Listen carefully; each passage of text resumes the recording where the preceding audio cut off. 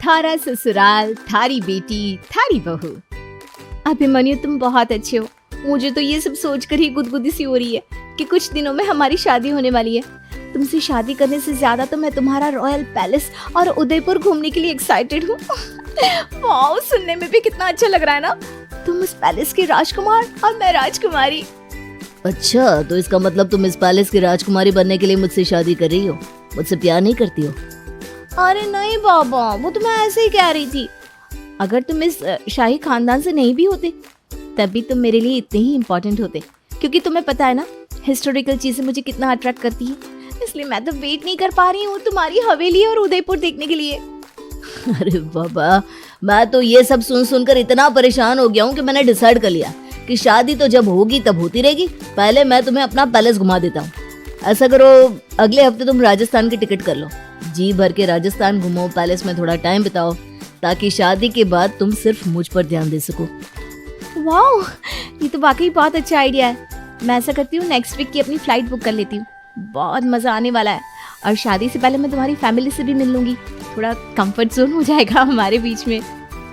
अगले हफ्ते की फ्लाइट से ही रूही राजस्थान पहुंच जाती है। रूही मुंबई की आजाद ख्यालों वाली लड़की थी। उसकी परवरिश मुंबई के एक पोश इलाके में रहने वाले उच्च वर्गीय परिवार में हुई थी। माता पिता के पास पैसों की कोई कमी नहीं थी। उन्होंने रूही को अच्छी शिक्षा के साथ साथ खुलकर जिंदगी जीने की आजादी भी दे रखी थी।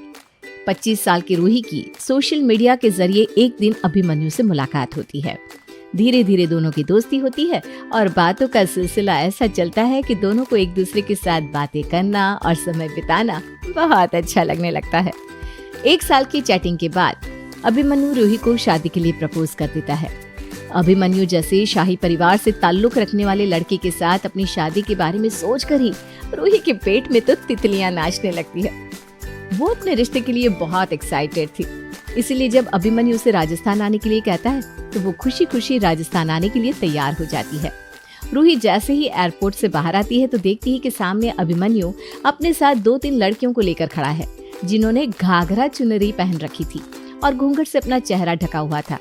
शॉर्ट ड्रेस पहने हुए रूही तेज कदमों से अभिमन्यु के पास आती है और उसके गले लग जाती है। वहाँ खड़े लोग रूही को इस तरह अभिमन्यु के गले लगने पर अजीब नजरों से देखने लगते हैं। माला पहनाकर वेलकम करो मैडम का।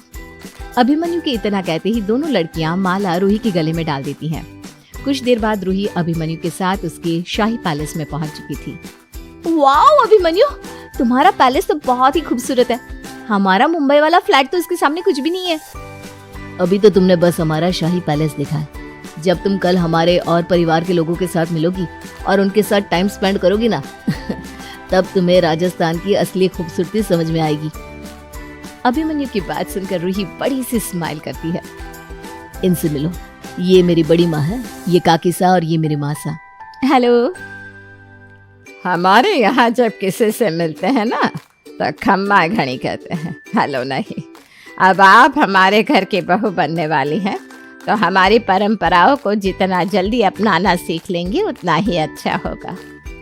ओके खम्मा घड़ी। और ऐसा करो, लड़कियों रूही को ले जाओ और कुछ ढंग के कपड़े पहना दो। ये पहनावा हमारे यहाँ नहीं चलेगा। यहाँ तो हमारा पारंपरिक घाघरा चोली ही चलता है। अरे भाई, अभी से आदत डालेंगी तभी तो कल को हमारी परंपराएं निभा पाएंगी। क्या छोरी? अभिमन्यु की माँ की बात सुनकर रूही थोड़ी सी हैरान हो गई, क्योंकि उसने तो सोचा ही नहीं था कि आज पहली बार मिलने पर ही अभिमन्यु की माँ उसके पहनावे पर प्रश्न चिन्ह लगा देगी। खैर, अभिमन्यु की माँ और बड़ी माँ के कहने पर रूही कपड़े बदलकर घाघरा चोली पहन लेती है। देखो रूही, हमारे यहाँ घूंघट लेने की परंपरा है और हम उम्मीद करते हैं कि इस घर की होने वाली बहू के नाते तुम हमारी परंपरा और रीति रिवाज का सम्मान करोगी ना बेटा? अरे हाँ काकी साहब, बिल्कुल भी चिंता मत करो। ये बेशक मुंबई में पली बड़ी है, लेकिन हमारे कल्चर का सम्मान करना और निभाना इसे बहुत अच्छी तरह आता है और प्यार करती है मुझे। सिर्फ घाघरा चोली पहनने के नाम पर छोड़कर भाग थोड़ी ना जाएगी। क्यों रोई? हाँ ठीक कह रहे हो, बस घूंघट ही तो करना है ना, उसमें क्या परेशानी है। रूही कुछ ही घंटों में मुंबई की मॉडर्न लड़की से राजस्थान की एक पारंपरिक कपड़े पहनने वाली बहू के अवतार में आ चुकी थी। माँ साहब, बहुत तेज भूख लगी है, प्लीज खाना लगवाइए ना। देख छोरी, तू पहले ही सोच ले कि तुझे इस घर में मेहमानों की हैसियत से रहना है या होने वाली बहू की। क्योंकि अगर तू हमारी बहू है तब तो तुझे इस घर के कायदे कानून मानने पड़ेंगे। और हमारे घर का कानून कहता है कि औरतें आदमी के साथ बैठकर खाना नहीं खाती हैं। पहले आदमी खाना खाएंगे, उसके बाद अगली बैठक में औरतें। औरतों में भी पहले घर की बुजुर्ग और बड़ी औरतें खाएंगी और बहुएं सबको खिलाने के बाद सबसे आखिर में भोजन करेंगी। इतने सारे लंबे चौड़े नियम कानून सुनने के बाद अब तो रूही का सर चकराने लगा था। अभिमन्यु, तुम जानते हो ना मैं भूखी नहीं रह सकती हूँ। भूख लगने के बाद मेरा दिमाग काम करना बंद कर देता है। प्लीज, मैं ये रूल फॉलो नहीं कर पाऊंगी। देखो रूही, घर के बड़ों की बात तो मैं भी नहीं काट सकता, और इसमें कौन सी बहुत बड़ी बात है। जहाँ इतनी देर से रुकी हो तुम, आधा घंटा और सही, उसके बाद तुम जम के खाना खाना, कोई तुम्हें रोकने वाला थोड़ी ना है। और देखो, अभी तो तुमने हमारे घर का रॉयल डिनर देखा ही नहीं है। इतना स्वादिष्ट खाना खाने को मिलेगा कि तुम उंगलियां चाटती रह जाओगी।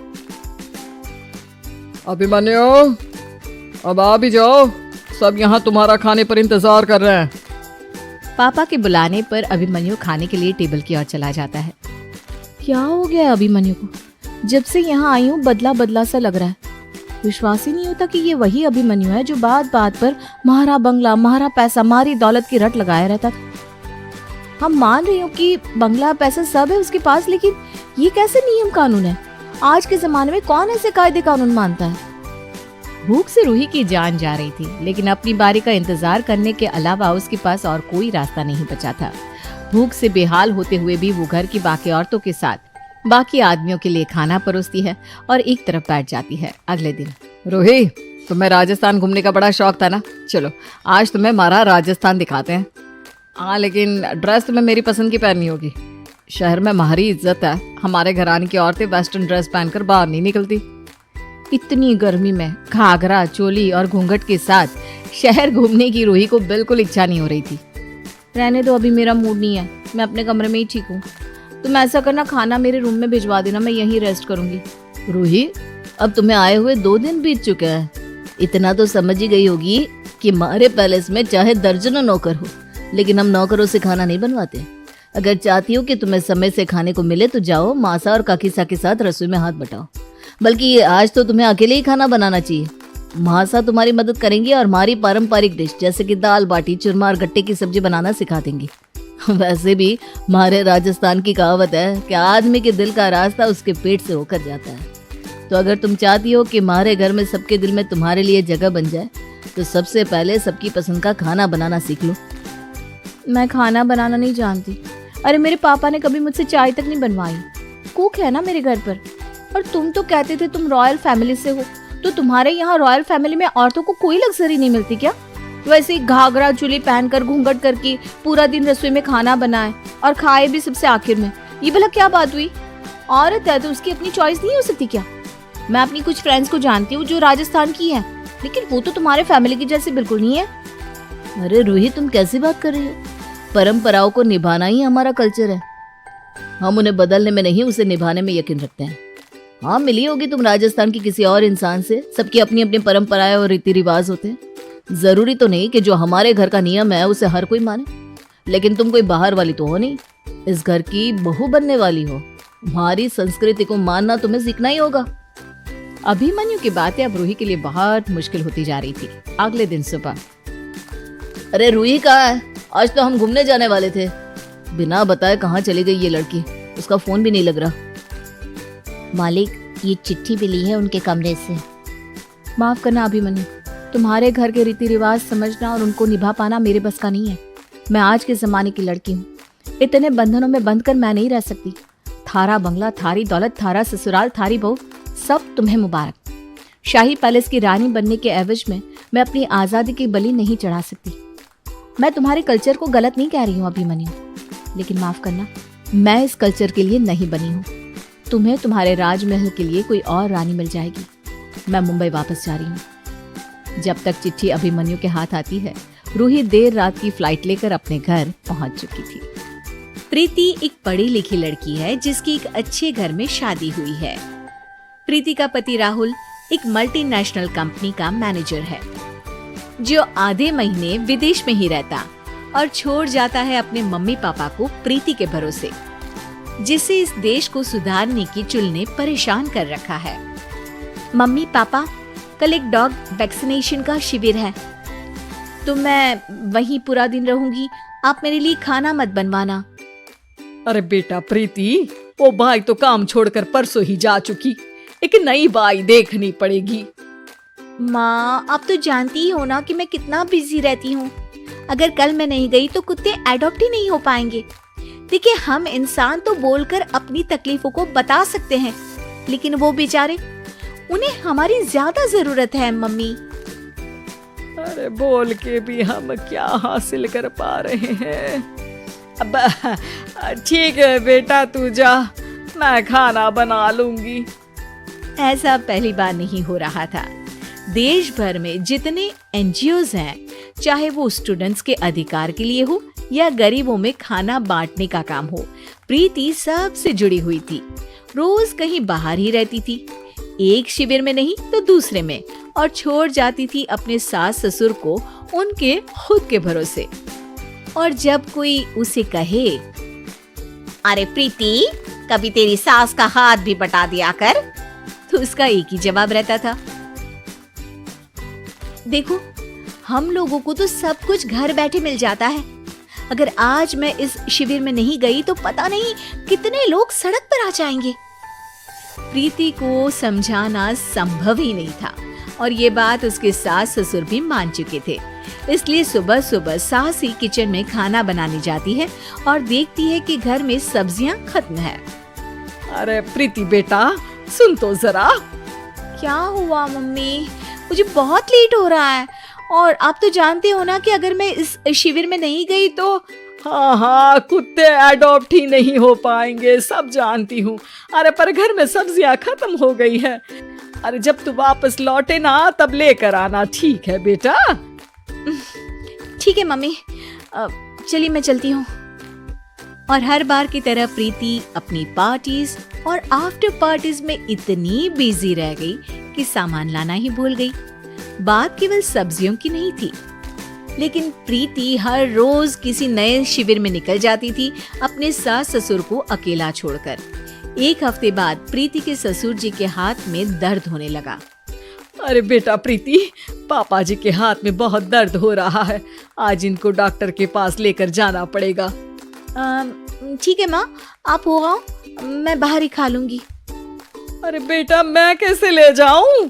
ये काम तो हमेशा राहुल ही करता था, और मुझे तो डर है कि कुछ ज्यादा बड़ी बीमारी ना हो जाए। ओफो, आज मुझे मेडिकल शिविर में जाना है। बेचारे बड़े बुजुर्ग जिनके अपने फैमिली वाले उनका ध्यान नहीं रखते, उनका पूरा मेडिकल चेकअप होगा। अगर मैं नहीं गई तो आप तो जानते ही हो, उनका चेकअप नहीं हो पाएगा। और हाँ बेटा, तू जा, मैं कुछ ना कुछ कर लूंगी। प्रीति के सास और ससुर दोनों ही काफी समय से प्रीति को समझाना चाह रहे थे कि उन्हें भी मदद की जरूरत है, लेकिन अब तो पानी सर के ऊपर जा चुका था। उधर प्रीति शिविर में पहुंचकर सबसे मिल रही थी।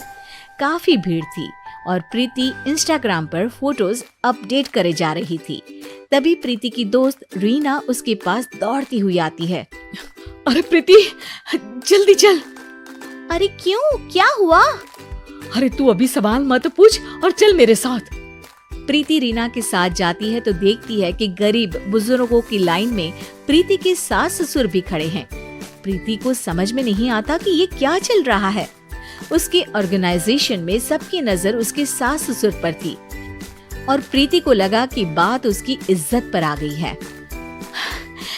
माँ, पापा जी, आप दोनों यहाँ क्या कर रहे हैं?